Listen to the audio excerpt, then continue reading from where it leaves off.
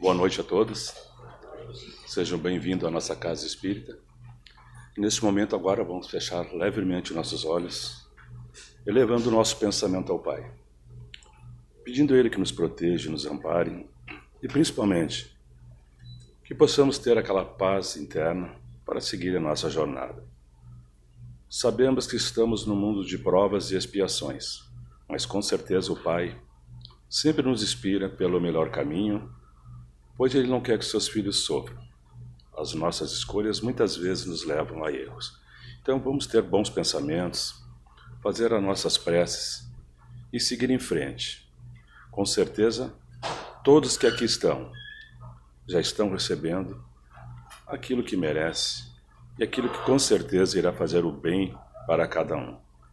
Vamos ser felizes, a nossa encarnação é a única neste momento e vamos aproveitá-la da melhor maneira possível, olhando para frente, seguindo os nossos passos firmes. Que Deus abençoe a todos e que assim seja.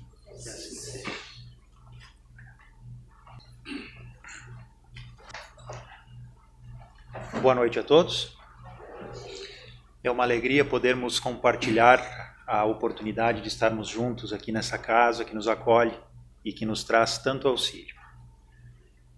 Para a nossa conversa da noite de hoje, que traz a nós o tema O Bem é Incansável, baseado num texto ditado pelo Espírito Emmanuel ao médium Francisco Cândido Xavier, nosso querido Chico, que consta no livro Pão Nosso, 11º capítulo, que tem por título O Bem é Incansável.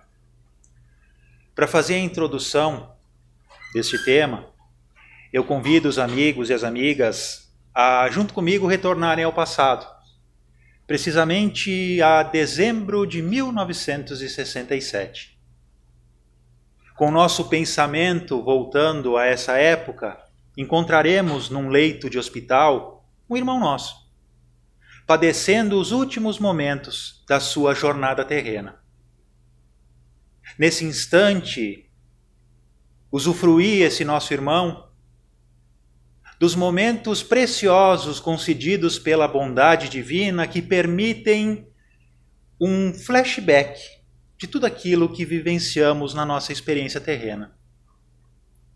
O nosso irmão via em sua mente o princípio da sua jornada terrena. Nascido em uma família humilde, numa localidade do interior, onde vivia juntamente com seus pais e mais 5 irmãos, de maneira muito humilde, mas mentalizava ele gratidão a Deus, refletindo: nunca me faltou nada. Apesar de não termos o muito, nunca nos faltou o pouco. Depois, de maneira muito rápida, via passar de maneira acelerada em sua mente o período da infância, as experiências da escola, a juventude, o encontro com a mulher que mudaria sua vida e se tornaria sua esposa, seria a mãe de seus filhos. Teve 3 filhos. Vivenciava as experiências do crescimento das crianças, o esforço na educação, o esforço na prática dos bons exemplos. Vivenciava na sua mente as experiências do amadurecimento como família, como indivíduo. E vinha em seu coração a gratidão a Deus também por lembrar que muito se esforçou, apesar dos parcos recursos que sempre teve, para oferecer aos seus filhos, à sua esposa, uma vida digna. Apesar de terem sempre o básico, jamais lhe faltou nada. Via em seu pensamento os filhos crescendo, aprendendo, se tornando profissionais, tendo seu emprego, criando as suas famílias. E nesse momento tinha ele uma felicidade muito grande por dar-se conta que a sua missão estava cumprida. Havia ele feito o necessário para que seus filhos, a partir daquele momento, pudessem levar a sua vida por conta própria. Havia deixado também a esposa de uma maneira confortável. Claro que sentiria a sua falta, mas com os recursos que ele havia adquirido, ela poderia levar a sua vida de uma maneira simples, mas também não lhe faltaria nada. Porém, o seu coração se sentia amargurado a partir desse instante. Pois nessas experiências que a mente vinham de maneira automática, ele não havia visto nada que pudesse lhe acalentar o coração, dizendo-lhe: tu fizeste o bem às pessoas. E nesse momento, uma dor muito grande atingiu o seu coração. Uma dor intensa. E nesses momentos da vivência dessa dor, que lhe afligiam muito, ele se sentiu desprender.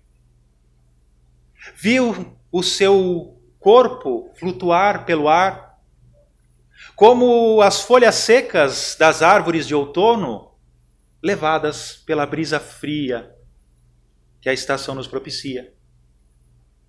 E de maneira automática ele se viu de pé, ao lado do corpo que lhe servia de morada, e nesse momento ele se assusta e, desmaiando pelo repentino da hora, ele se sente ser acolhido por braços amigos que o pegam no colo e lhe dizem: meu irmão, venha comigo. E esse amigo espiritual que lhe acolhe volita em direção ao mais alto, encaminhando-o para uma colônia espiritual, onde ele era aguardado por uma quantidade muito grande de pessoas. E chegando lá, vendo aquela multidão que festejava a sua chegada, ele olha ao amigo que lhe acolhera e diz: deve haver algum engano? Essas pessoas fazem festa à minha chegada, mas eu não conheço ninguém? E o amigo lhe diz: meu irmão, todos que aqui se encontram são criaturas, irmãs tuas, que de uma forma ou outra receberam os frutos do teu esforço, foram beneficiadas pela ajuda que tu lhes oferecera. E o nosso amigo, voltando-se ao espírito que o acolhera, diz: não é verdade. Nos momentos que antecederam a minha morte, eu pude rever a minha vida do começo ao fim e não identifiquei nada de bom que eu pudesse ter feito em benefício de alguém. Isso me dói no coração. E o amigo lhe diz: ah, meu irmão, se tu te desses conta do bem que tu fizeste, tu poderias te libertar dessa dor que te aflige o peito. E esses amigos que estão aqui à tua volta vêm te trazer a comprovação disso. Tu não te destes conta, mas no dia a dia da tua experiência terrena, tu ajudaste a muitos. Aquelas pedrinhas que tu tirava do meio do caminho, na calçada, quando tu a vias e pensava assim: eu vou tirar essa pedra daqui, porque alguém pode tropicar nela e se machucar, tu estava ajudando alguém. Aquele esforço que tu fazia junto aos teus colegas de trabalho para arrecadar mantimentos, roupas, utensílios para as famílias que acabavam sofrendo com intempéries do tempo, com dificuldades econômicas, mesmo que tu não entregasse aquelas doações que iam até essas pessoas por mãos diferentes, mas tu eras responsável por aquele trabalho de auxílio às pessoas. A tua família, tu levastes bons exemplos, foste sempre honesto, sempre correto, dando exemplos de boa conduta, de conduta cristã em tudo aquilo que tu fizestes. Por isso, meu amigo, a tua vida se tornou uma canção de louvor ao Cristo. E dessa forma, meu irmão, todos nós aqui te acolhemos com alegria, porque tu alcançaste sucesso no teu propósito reencarnatório. Essa história, meus amigos e minhas amigas, é trazida a nós para que reflitamos sobre a nossa postura no dia a dia frente às oportunidades que a vida nos traz. Reencarnamos no plano físico, colocados pela mão divina no local mais adequado às necessidades de cada um de nós. Rodeados por pessoas que possuem características indispensáveis às lições que nós precisamos aprender para nos tornarmos pessoas melhores. Essa é uma das partes da missão reencarnatória de todos nós.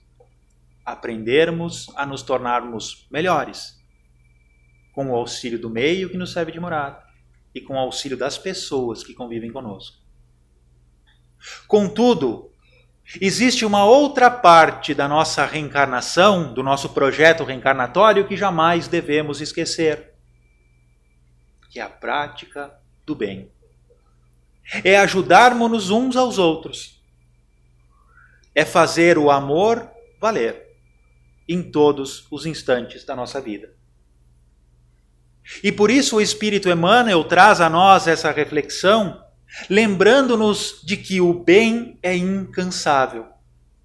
E essa não é uma frasezinha simples, e sim uma assertiva. É algo verdadeiro. Para que nós levemos como uma convicção, o bem é incansável. Se porventura o bem que pratiquemos esteja desmotivado, esteja se tornando cansado, algo errado. Porque o bem verdadeiro jamais se cansa, jamais esmorece, jamais perde intensidade. E por isso é preciso que lembremos de Jesus, o nosso modelo e guia. Lembrando que ele nos acompanha há milhões de anos, desde o planejamento da organização do nosso planeta, trazendo de lá até hoje, e no futuro que nos aguarda, provas de amor incansável, fazendo por nós o que estiver ao alcance dele, desde que não infrinja o nosso livre-arbítrio, para que cada um de nós tenha a oportunidade de aprendermos e de servirmos. Existe uma frase no texto ditado por Emmanuel que é muito marcante. Eu peço licença aos amigos para que eu leia e nós façamos a reflexão. Emmanuel nos diz assim: relativamente aos nossos casos pessoais, muita vez terá o mestre sentido o espinho de nossa ingratidão, identificando-nos o recuo aos trabalhos da nossa própria iluminação. Todavia, nem mesmo verificando-nos os desvios voluntários e criminosos, jamais se esgotou a paciência do Cristo jamais nos esgotou a paciência do Cristo, que nos corrige amando e tolera edificando, abrindo-nos misericordiosos braços para a atividade renovadora.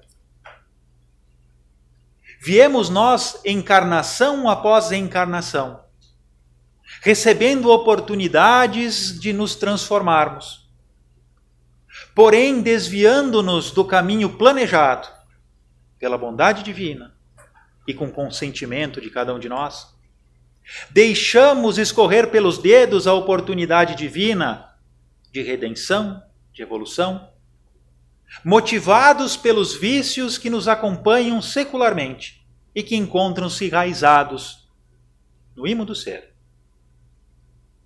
Contudo, apesar disso, o Cristo não desiste de nós. Ampara-nos, incentiva-nos, sem deixar de nos amar um instante sequer, porque Ele vê em nós irmãos em processo de aprendizado, que teimam um pouquinho, é verdade, nos propósitos de crescimento, de evolução, mas que estão a caminho. E estando a caminho, merecem todo o apoio. E esse apoio não nos faltará nunca. Porém, amigos e amigas, é preciso que lembremos que pesa sobre os nossos ombros a responsabilidade das nossas jornadas. Nós somos responsáveis pelo que fazemos, somos responsáveis pelas consequências do que fazemos e também somos responsáveis pelas consequências daquilo que deixamos de fazer. Porque aquilo que a gente deixa de fazer tem consequências. Um exemplo simples. Eu tenho uma plantinha lá em casa. Tenho que regar ela a cada 3 dias. Se eu não regar a planta, o que acontece? É responsabilidade minha. Eu não posso culpar ninguém pela minha plantinha ter morrido. Se eu não fiz por ela o que eu preciso fazer. E tudo na vida é assim. Nós temos responsabilidades e precisamos levá-las a feito. Precisamos assumir essas responsabilidades e fazer o que nos cabe. Isso demanda esforço, é verdade. Mas sem esforço, sem suor, sem lágrimas, nada acontece. E é preciso que levemos em conta, irmãos e irmãs, todos nós somos criaturas diferentes umas das outras. Todos nós passamos por situações diferentes. Todos nós vivenciamos experiências diferentes, apesar de vivermos no mesmo ambiente, porque Deus exige de cada um de nós de acordo com as nossas necessidades, de acordo com as nossas capacidades. E, em resumo, Deus não exige de nós aquilo que nós não possamos oferecer a Ele de retorno. Por isso, torna-se um crime quando nós nos comparamos aos outros. Somos injustos para conosco mesmo e para com o outro quando fazemos comparações. Ah, porque a vida do fulano é mais fácil. Ah, porque a vida do ciclano é uma maravilha. Porque tudo que eu faço dá errado e tudo que o fulano lá faz dá certo. Deus é injusto comigo. Deus não está me vendo. Deus me persegue. É um grande erro quando entramos nesta forma de análise da vida. E é preciso que lembremos que nós somos senhores das nossas escolhas, temos livre-arbítrio. O nosso livre-arbítrio nos permite escolher, e as escolhas geram consequências. E a gente precisa ser inteligente em relação a tudo aquilo que nós escolhemos para a nossa jornada. E para que tenhamos um norte em relação a isso, nós jamais devemos esquecer a regra áurea de Jesus, que nos pede para que façamos ao outro aquilo que eu desejo a mim mesmo. E esse é o segredo, para que nós jamais deixemos que o bem se canse, se desmotive em nós. Porque grande parte das vezes, meus amigos e minhas amigas, nós levamos a nossa vida procurando fazer negociações com Deus. Fazemos as nossas orações e dizemos: oh meu Deus, dá uma mãozinha. Eu preciso tanto ganhar na Mega Sena. Só dessa vez, sozinho. De preferência naquela da virada. Se eu ganhar na Mega Sena, eu prometo que eu vou fazer tal coisa. E a gente imagina dessa forma que, prometendo a Deus algo que provavelmente a gente não vai fazer,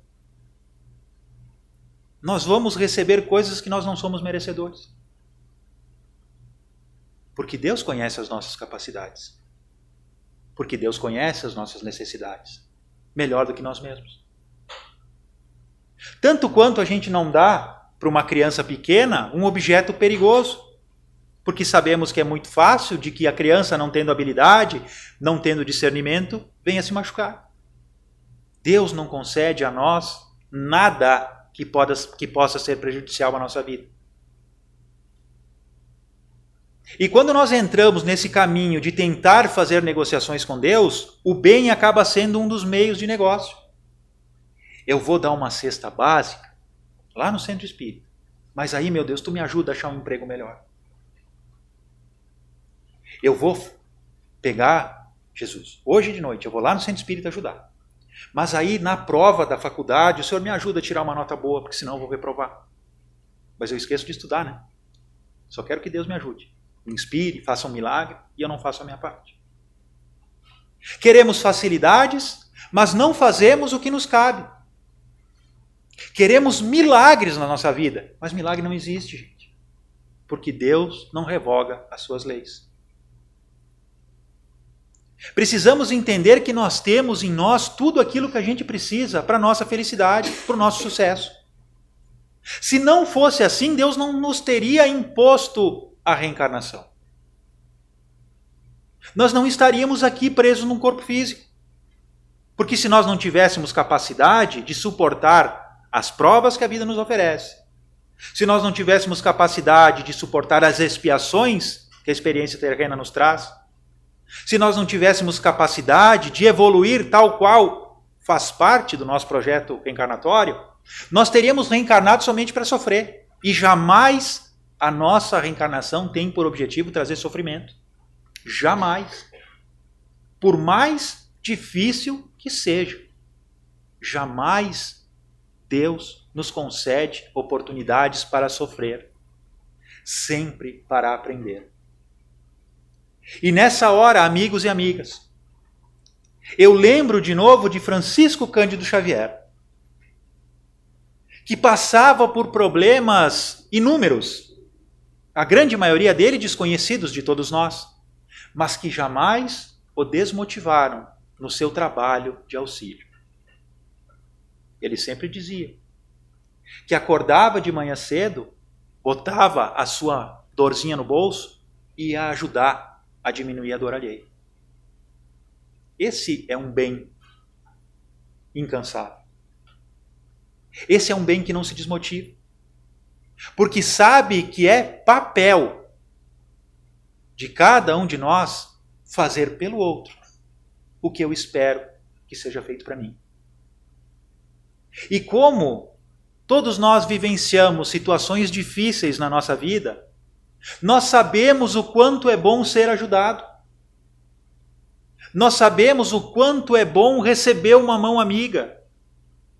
Nós sabemos o quão gratificante é ter um abraço num momento difícil. E sabedores do quão importante é tudo isso, muito mais responsáveis somos nós em pôr em prática isso para com as pessoas que convivem conosco. Levando um abraço amigo a quem precisa, levando uma palavra de conforto a quem sofre, oferecendo apoio a quem passa por situações complicadas, levando o nosso melhor aonde quer que a gente esteja, independente da hora, independente do lugar, independente de se eu estou bem ou mal, porque toda hora é hora de sermos úteis. No livro Casos de Chico, Francisco Cândido Xavier nos conta uma experiência em que ele estava na casa espírita e um dos companheiros de trabalho chegou a ele e disse: Chico, hoje eu vou ficar só na palestra. Na hora do passe, depois da reunião mediúnica, eu vou ter ido embora porque eu estou com febre e não estou me sentindo muito bem. E Chico pegou a pessoa pelo braço e disse: meu filho,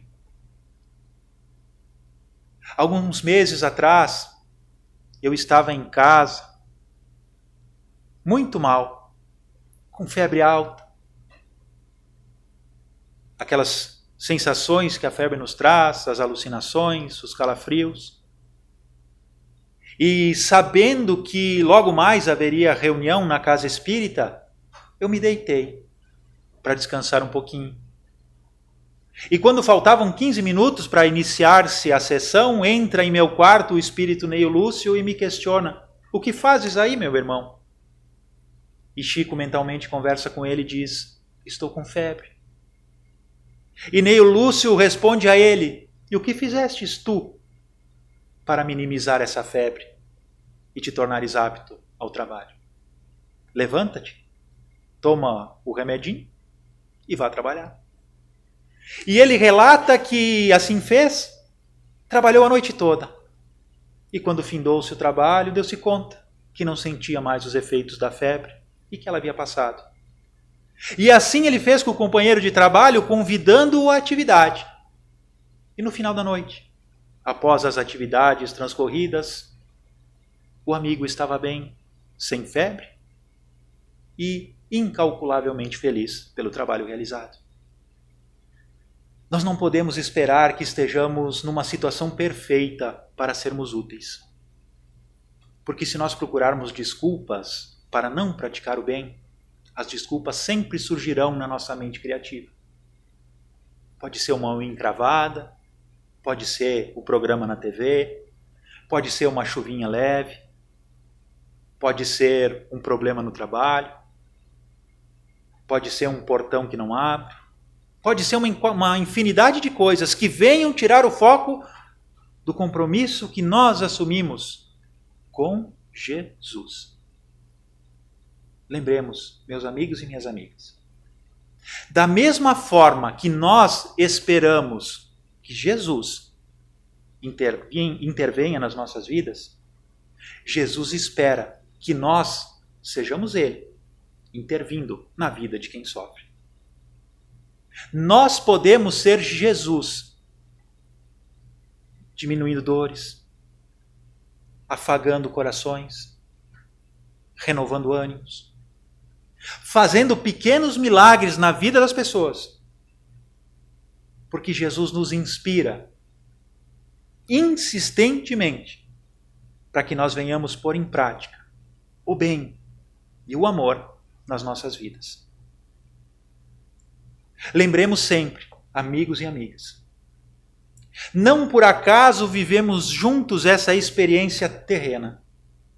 Num momento tão especial, difícil, é verdade, mas especial, onde vivemos uma transição planetária.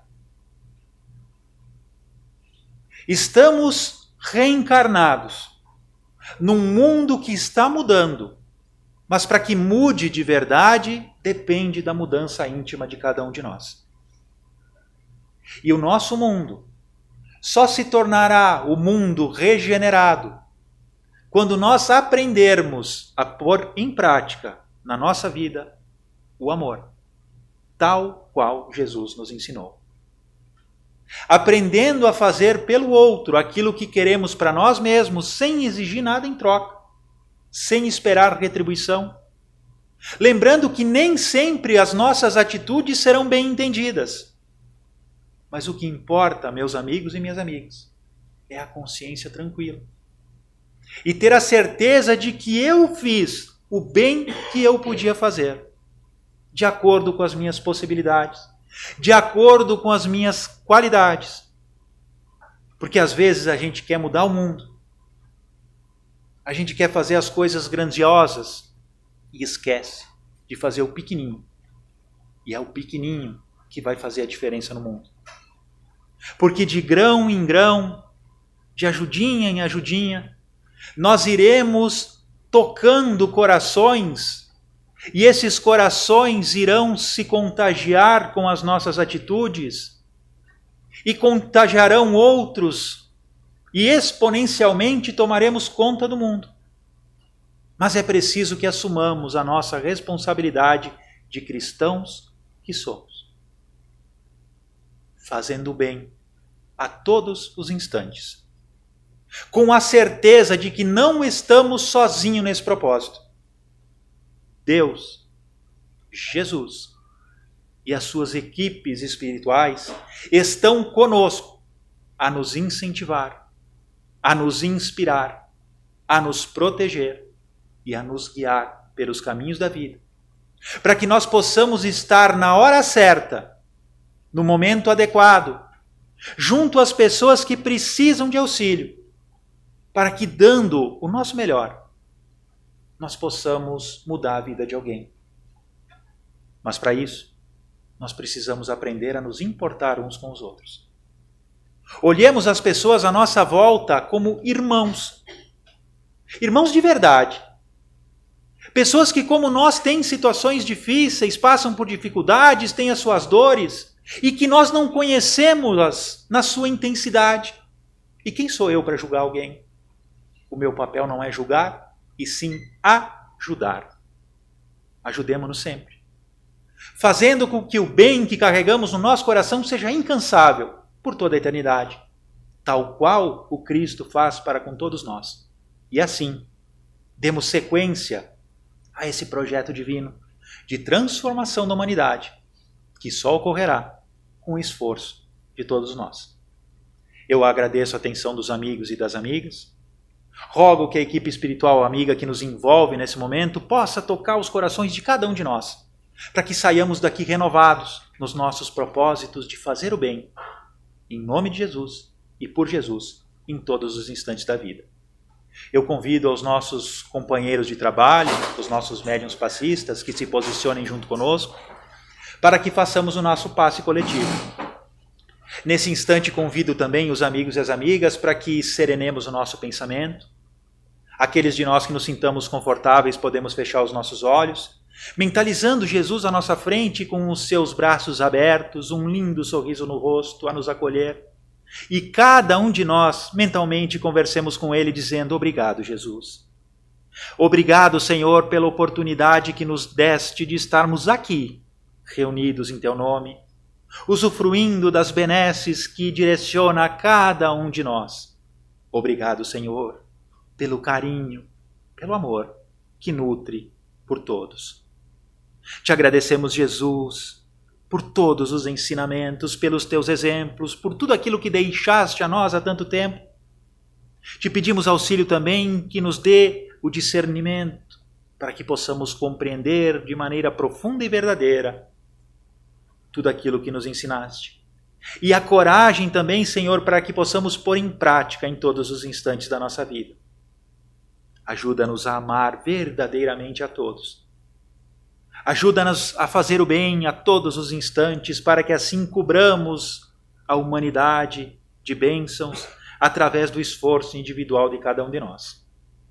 Que o teu auxílio, Senhor, possa ser direcionado também aos nossos lares, aos nossos ambientes de trabalho e de estudo, para que a paz e a harmonia estejam lá presentes. Pedimos também por todas as pessoas que lembramos nesse instante, rogando que as tuas bênçãos e que o teu amor, Jesus, possam envolver a todos, onde quer que estejam. Por fim, pedimos pelas águas que portamos, rogando a equipe espiritual amiga que possam impregná-las com as suas energias benfazejas, trazendo também da natureza, da farmácia divina, as essências necessárias a que essa água se torne medicação, trazendo-nos o auxílio para o nosso bem-estar físico e espiritual. E assim sendo, Mestre, mais uma vez nós te agradecemos, rogando que as tuas bênçãos nos amparem e nos protejam por todo o sempre. Muito obrigado, Senhor. Muito obrigado, senhoras e senhores. Que assim seja. Boa semana a todos.